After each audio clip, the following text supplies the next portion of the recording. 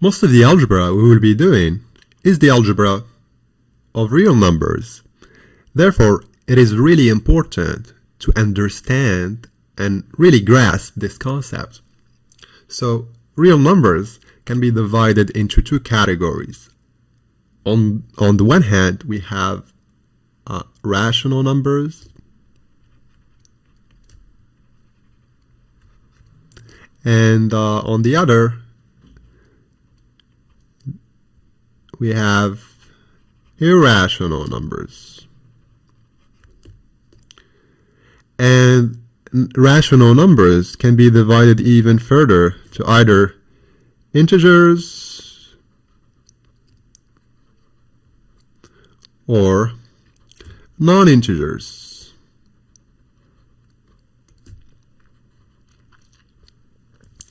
And the set of rational numbers is just the set here, q, of the fraction of p divided by q, such that p and q are integers, and q, of course, does not equal 0. An example of that, obviously I need to show you the integers first, because the set is divided to integers and non-integers. Obviously, integers are very recognizable, and it is just the set of 0, if we go from here, 0, 1, 2, and so on, and it includes also the negative numbers of -1, -2, and to infinity. But the rational numbers that are not integers have this particular quality.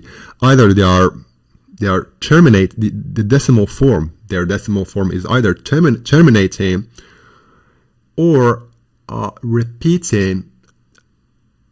Yeah, they have a repeating, non-terminating decimal form or a terminating form. For example, let me just use a different color here. So they have. So if I take two different examples, one is 2/3,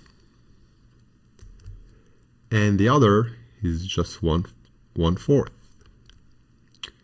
So here we have a terminating, obviously, decimal representation. It's 0.25, and here I have 0.6666, and it goes on, just never ends. But we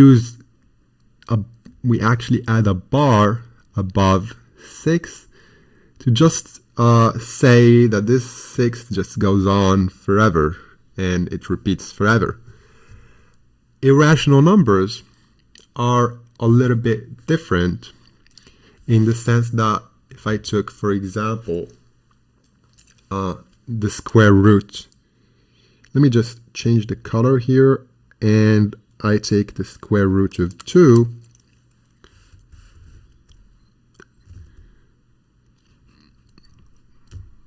let me see, square root of 2 simply, let me just take its decimal form.